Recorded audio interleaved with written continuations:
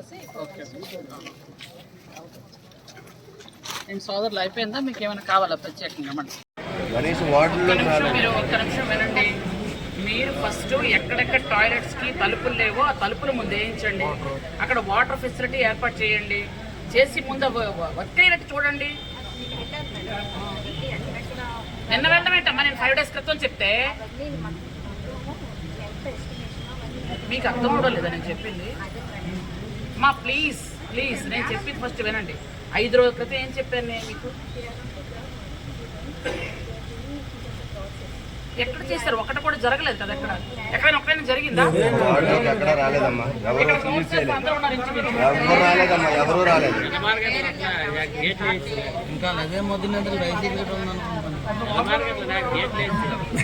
Okay, రేపు CM గారు వస్తున్నారు, ప్రోగ్రామ్ అవుతుంది, టెండర్ వేసి పడతారా? కమిషనర్ గారు ఉన్నారంటే లేరనే చెప్పారు ముందైతే.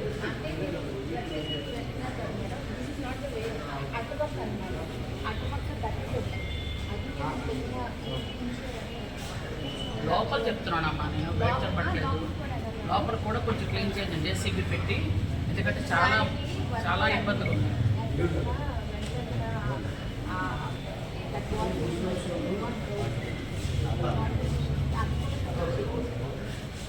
అవన్నీ ఓకే. ముందు ఆ మొక్కలు అవన్నీ చాలా ఎక్కువ ఉన్నాయి, అవి ముందు తీయించండి. కొంచెం పెద్ద పెద్ద చెట్లను ఉంచండి, చిన్న చిన్న వన్నీ తీయించి జేసీబీతో క్లీన్ చేయించండి. ఓకేనా? కొంచెం 10 o'clock వచ్చి మున్సిపల్ ఆఫీస్లో వర్క్ చేసినట్టు చూడండి.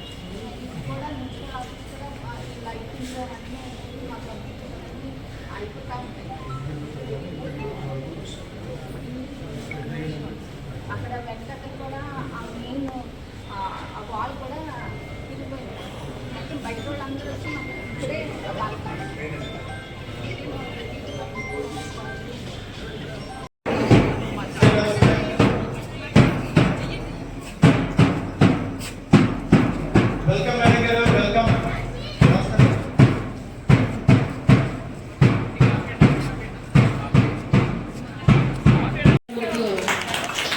ఈ సంవత్సరం అయితే ఇంకా మేము 100% సాధించడానికి తప్పనిసరిగా మేము కృషి చేస్తాము.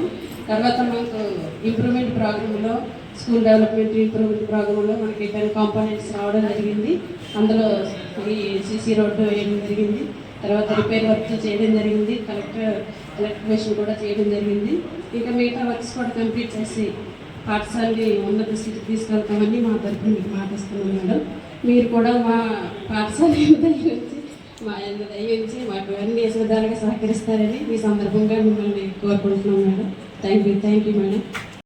చంద్రబాబు నాయుడు గారు చాలా ముఖ్యంగా, ఎందుకంటే డ్రాప్ అవుట్స్ అవ్వకూడదు. ఎందుకంటే గత టైంలో తలక నిర్ణయాలని తీసుకొని స్కూల్స్ మర్జ్ చేయటం కానీ డ్రాప్ అవుట్స్ చాలా పెరిగారు. అలాగే స్కూల్స్ మర్జ్ చేసిన తర్వాత చాలామంది పిల్లల్లో కన్ఫ్యూషన్, ఏమేమి కల్పిస్తారో తెలియదు, ఏ స్కూల్స్ కల్పిస్తారో అని చాలామంది ఏంటంటే వేరే దగ్గరకు కూడా వెళ్ళిపోయిన పరిస్థితి, ప్రైవేట్ స్కూల్స్లో కూడా జాయిన్ అయిన పరిస్థితి. అంటే నాకు ఇంకొక విషయం ఏంటంటే, ఎప్పటి నుంచి ఈ స్కూల్లో జాయిన్ అవ్వాలి అంటే సీట్లు కూడా దొరకని పరిస్థితి ఉంది, అంత మంచి స్కూల్ ఇది.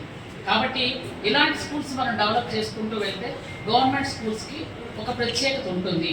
ఇక్కడ పిల్లలు కూడా చదువుకోగలుగుతారు. ఇక్కడ టీచర్స్ కూడా యాక్చువల్గా నేను ఎప్పుడు చెప్తూ ఉంటాను, అందరికీ తెలిసే విషయం, ప్రైవేట్ స్కూల్స్కి గవర్నమెంట్ స్కూల్స్కి తేడా ఏంటంటే, మనం ప్రైవేట్ స్కూల్స్ ఎక్కువ డబ్బులు కట్టి, అంటే ఫుల్గా క్వాలిఫై ఉన్నారో లేదో అన్నది నాకు తెలియదు, కొంతమంది ఉండొచ్చు, కానీ ఫుల్లీ క్వాలిఫైడ్ డబ్బులు కట్టకుండా చదువుకున్నది గవర్నమెంట్ స్కూల్.